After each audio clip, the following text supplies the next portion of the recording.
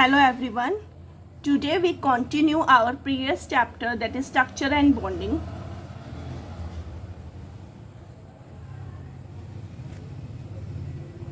अपनी previous class में हमने स्ट्रक्चर एंड बॉन्डिंग में बेसिक डिस्कस कर लिया था कि ऑर्गेनिक केमिस्ट्री का बेस क्या था, मीन्स उसकी हिस्ट्री क्या थी, कैसे उसकी अलग डिफाइंस आई, और साथ में हमने डिस्कस किया था कि किस तरह की इसमें बॉन्डिंग होती है, जिसमें हमने देखा था कि कोवलेंट बॉन्ड की फॉर्मेशन होती है जब इलेक्ट्रॉन एक्साइट होते हैं कार्बन के इलेक्ट्रॉन, और वहाँ पे हमारे पास क्या बनता है, कोवलेंट बॉन्ड बन जाता है।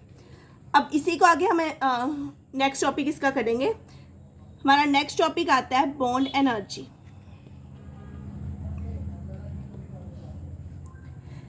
अब प्रीवियस क्लास में हमने देखा था कि बॉन्ड फॉर्मेशन हो गई थी, ठीक है, और मैंने लास्ट में कहा था कि कुछ नेट एनर्जी का क्या हुआ, रिलीज हो गया। अब बात करनी है उसी बॉन्ड की एनर्जी की, जिसे हम बोलते हैं बॉन्ड एनर्जी। सिंपल भाषा में बोलते हैं किसी भी बॉन्ड को बनने के लिए और कुछ बॉन्ड के बनने और टूटने के लिए हमें कुछ अमाउंट ऑफ एनर्जी की रिक्वायरमेंट पड़ती है, जिसे हम क्या बोलते हैं, बॉन्ड एनर्जी। ये कह सकते हो the amount of energy required to break a bond.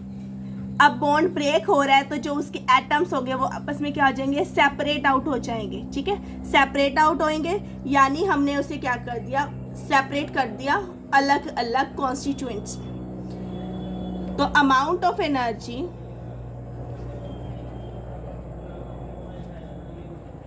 required to break a bond and separate the bonded atom। पहले वो बॉन्डेड थे क्योंकि बॉन्ड में थे, अब हमने क्या कर दिया, सेपरेट कर दिया, ठीक है, इन गैसियस स्टेट, हमेशा गैसियस स्टेट में होगा। इस एनर्जी को हम बोलते हैं bond dissociation energy. Bond dissociation energy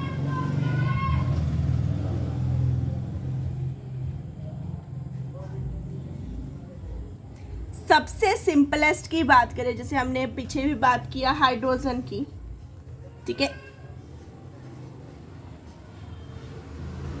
एक एक एटम है, ठीक है, बॉन्ड फॉर्म करेगा, ठीक है, हमने बात की थी कोवलेंट बॉन्ड बनेगा, म्यूचुअल शेयरिंग से बनेगा, तो हमेशा क्या रहेंगे, सेंटर में रहेंगे। अब ये बॉन्ड है, हमें इसे क्या करना है, वापस ब्रेक करना है, तो मुझे कुछ अमाउंट ऑफ एनर्जी से देनी पड़ेगी। जैसे मैंने पिछली रिएक्शन में कहा था जब बॉन्ड बने थे तो कुछ अमाउंट ऑफ एनर्जी रिलीज हुई थी, तो रिवर्स प्रोसेस में रिलीज हो जाएगी। तो यहाँ पर बॉन्ड को ब्रेक करना है, ये एनर्जी है, अब इसे कुछ अमाउंट ऑफ एनर्जी देना है, उसे हम बोलेंगे इसकी बॉन्ड डिसोसिएशन एनर्जी। अब ये ऐसा एटम है जो कि क्या होगा, फिक्स होगी इसकी एनर्जी, हम इसते हैं 433 किलो जाउल ऑफ एनर्जी। इतनी एनर्जी देने के बाद ये वापस इसमें आ जाएगा। तो ये तो आ गई हमारे पास बॉन्ड डिसोसिएशन एनर्जी।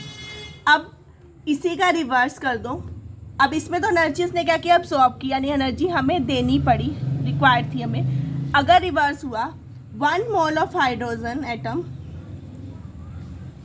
इन दोनों की अगर हमारे पास प्रोडक्ट बनेगा, यानी कि कोवलेंट बॉन्ड बनेगा, तो इतनी ही अमाउंट एनर्जी का क्या हो जाएगा, रिलीज हो जाएगा। इतनी हमने पहले प्रोवाइड की थी, अब जब बॉन्ड बना, ब्रेक होने के लिए प्रोवाइड की, जब बॉन्ड बना तो इतना अमाउंट ऑफ एनर्जी क्या होगी, रिलीज होगी। कब रिलीज हुई, जब 1 मोल ऑफ हाइड्रोजन कंबाइन किया 1 मोल ऑफ हाइड्रोजन के साथ, दोनों 1 मोल लेंगे, आप कंबाइन करेगा तो इतना अमाउंट ऑफ एनर्जी क्या आ जाएगी, रिलीज हो जाएगी। जैसे प्रीवियस क्लास में हुआ था, जब लास्ट में हमने कार्बन हाइड्रोजन के बॉन्ड करे थे तो हमारे पास कुछ अमाउंट ऑफ एनर्जी क्या हुआ था, रिलीज हुआ था। सेम यहाँ पर है, जब बॉन्ड आपने ब्रेक करना है तो आपको एनर्जी प्रोवाइड करनी पड़ेगी, जब बॉन्ड फॉर्म होगा तो उतना ही अमाउंट ऑफ एनर्जी क्या हो जाएगी, रिलीज हो जाएगी। तो एक तरह से हम कह सकते हैं कि बॉन्ड एनर्जी एक तरह से उनकी बॉन्ड स्ट्रेंथ को चेक करती है, मीन्स बॉन्ड स्ट्रेंथ। बॉन्ड तोड़ने के लिए तो एनर्जी देनी है ना, जितना स्ट्रॉन्ग बॉन्ड होगा उतनी ही आपको एनर्जी लगानी पड़ेगी। सपोज करो आप एक लकड़ी को तोड़ रहे हो, लकड़ी को तोड़ने के लिए आपको कितनी एनर्जी लगेगी, डिपेंड करते हैं ना उसकी थिकनेस कितनी है। अगर वो पतली है तो आपको कम एनर्जी, कम फोर्स लगाना पड़ेगा। अगर वो थिकनेस में मोटी है, मोटी लकड़ी है, तो आपको तोड़ने के लिए ज़्यादा फोर्स लगाना पड़ेगा। सेम चीज़ है, अगर बॉन्ड की स्ट्रेंथ ज़्यादा है तो बॉन्ड एनर्जी भी क्या होगी, ज़्यादा। अगर बॉन्ड की स्ट्रेंथ कम है तो बॉन्ड एनर्जी भी क्या होगी, कम। यानी एक तरह से इसका मेजरमेंट है। मीन्स कह लो या मेजर कह लो, एक तरह से बॉन्ड स्ट्रेंथ को ही मेजर करता है। अब बात करते हैं कुछ फैक्टर्स की जिसके ऊपर ये बॉन्ड एनर्जी डिपेंड करती है। सबसे पहला जो हमारा फैक्टर आता है वो है साइज का। किसका साइज? साइज जो ये बॉन्डेड एटम है, साइज ऑफ बॉन्डेड एटम। अब bond energy, BE means bond energy, is inversely proportional to size of bonded atom. जितना बड़ा इनका साइज होगा उतनी ही कम उनकी एनर्जी होगी बॉन्ड को तोड़ने के लिए। ठीक है, आप जितने बड़े साइज वाले लोग हैं उनकी ओवरलैपिंग उतनी ही क्या होगी, कम हो जाएगी।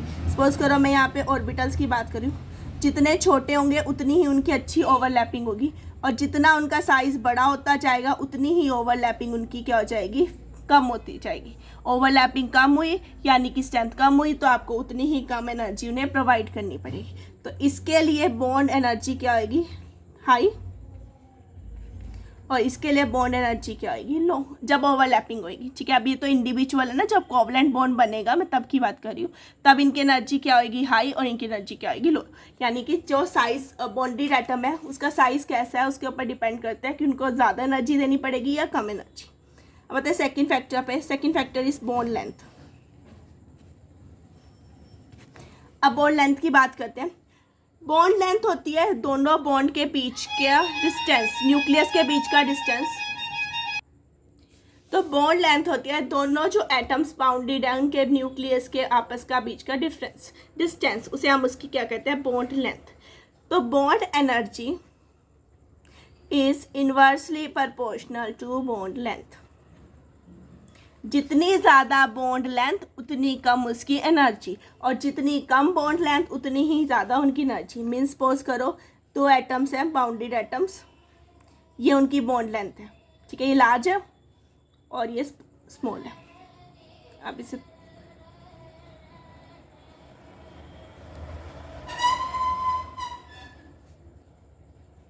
ठीक है, इसमें बॉन्ड लेंथ क्या है, हाई, और सॉरी बॉन्ड लेंथ लार्ज कह लो या हाई कह लो, इसमें बॉन्ड लेंथ क्या है, लेस। तो इसको तोड़ने के लिए हमें कम एनर्जी लगेगी, यानी कि बॉन्ड एनर्जी क्या हो जाएगी, लो, और इसकी बॉन्ड एनर्जी क्या हो जाएगी, हाई। क्योंकि यहाँ पर जो न्यूक्लियस हैं वो दूर दूर हो गए, तो ओवरलैपिंग उतनी ही वीक हो गई। जैसा मॉर्निंग एटम हैवी एटम्स में था, सेम चीज़ है यहाँ पर। जितने दूर होंगे भी उतनी ही उनकी जो लेंथ होगी वो ज़्यादा हो जाएगी, और जितनी ज़्यादा लेंथ हो जाएगी उतनी ही कम एनर्जी हमें उन्हें प्रोवाइड करनी पड़ेगी तोड़ने के लिए। इस केस में ज़्यादा क्लोज है, ओवरलैपिंग अच्छी है, तो उन्हें ज़्यादा एनर्जी प्रोवाइड करनी पड़ेगी बॉन्ड को ब्रेक करने के लिए।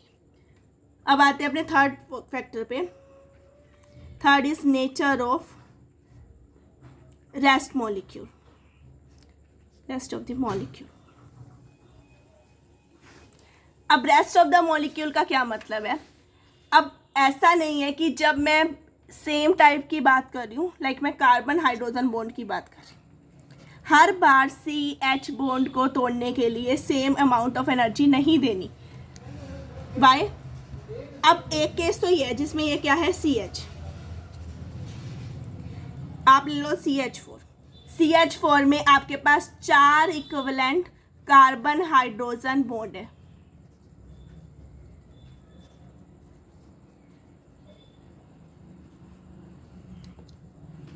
ठीक है, बट इनके बॉन्ड को ब्रेक करने की एनर्जी क्या है, डिफरेंट है। ऐसा क्यों? जैसे ही आप एक बॉन्ड ब्रेक करोगे, आपने CH4 लिया, CH4 में एक CH4 बॉन्ड को ब्रेक कर दो, तो आपके पास क्या बन जाएगा, एक हाइड्रोजन क्या हो जाएगा, फ्री हो जाएगा, बचा क्या, CH3 और एक कार्बन का अनपेड इलेक्ट्रॉन। डन। अब इसके पास क्या है, 3 हाइड्रोजन है, यानी कि 3 CH बॉन्ड है। तो इसे ब्रेक करने के लिए फर्दर ब्रेक करना है। फर्दर कैसे ब्रेक करना है, एक और हाइड्रोजन को फ्री कर दो, एक CH बॉन्ड और फ्री कर दो, तो आपके पास 2 आ गए। ठीक है, एंड सो ऑन। आप इसे फर्दर एक और फ्री कर दो, तो आपके पास यहाँ पर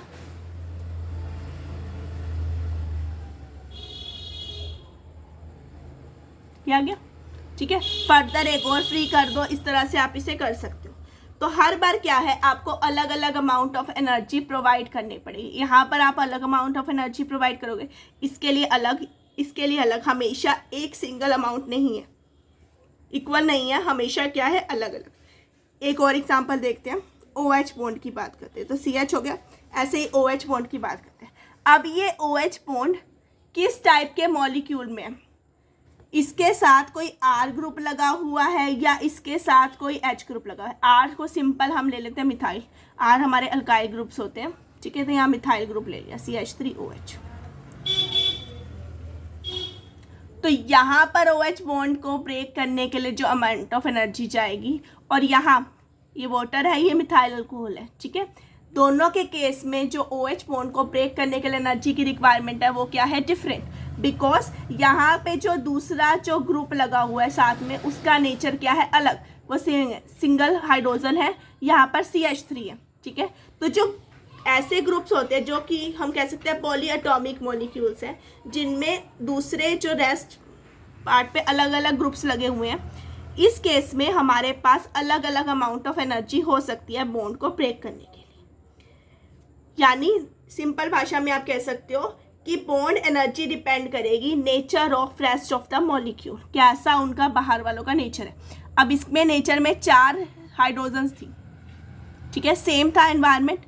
इसके केस में 3 हाइड्रोजन रहेगी, एक अनपेयर्ड इलेक्ट्रॉन है उसके पास। यहाँ एनवायरनमेंट क्या है, अलग, यानी रेस्ट ऑफ मॉलिक्यूल क्या हो गया, अलग हो गया।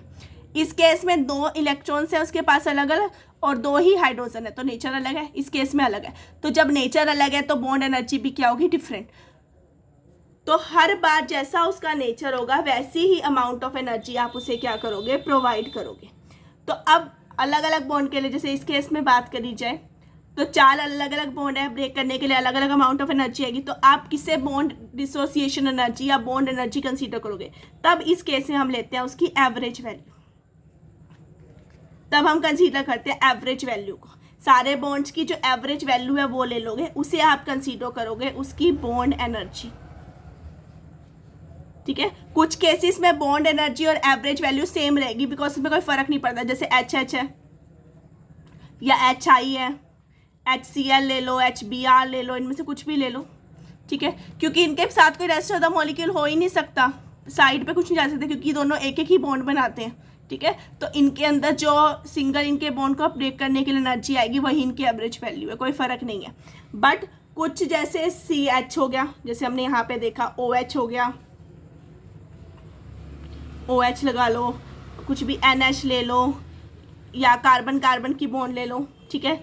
सिंगल है, डबल है, ट्रिपल है, ठीक है। सिंगल बॉन्ड की अलग, डबल की अलग और ट्रिपल की अलग। तो बॉन्ड एनर्जी की भी बात की जाए तो ट्रिपल बॉन्ड की सबसे ज़्यादा होती है, then double and then single, ठीक है। बिकॉज यहाँ पर हमारे पास क्या हो गया, ये ज़्यादा क्लोज हो गए। इन तीनों में भी बात की जाए बॉन्ड एनर्जी की तो ट्रिपल बॉन्ड की सबसे ज़्यादा, देन डबल और देन सिंगल। सिंपल सी भाषा में आप देख सकते हो कि 3 है तो 3 को ब्रेक करने के लिए हमें ज़्यादा अमाउंट चाहिए, देन 2 एंड देन 1। या फिर आप कह सकते हो सिंगल बॉन्ड की लेंथ ज़्यादा होती है, बॉन्ड लेंथ, तो इसलिए इसको कम एनर्जी देनी पड़ेगी। ज़्यादा क्लोज है तो ज़्यादा, और इस और ज़्यादा क्लोज है तो इन्हें और ज़्यादा एनर्जी, ठीक है। तो ये था हमारा टॉपिक बॉन्ड एनर्जी, या कह सकते हो बॉन्ड डिसोसिएशन एनर्जी के बारे में, ठीक है।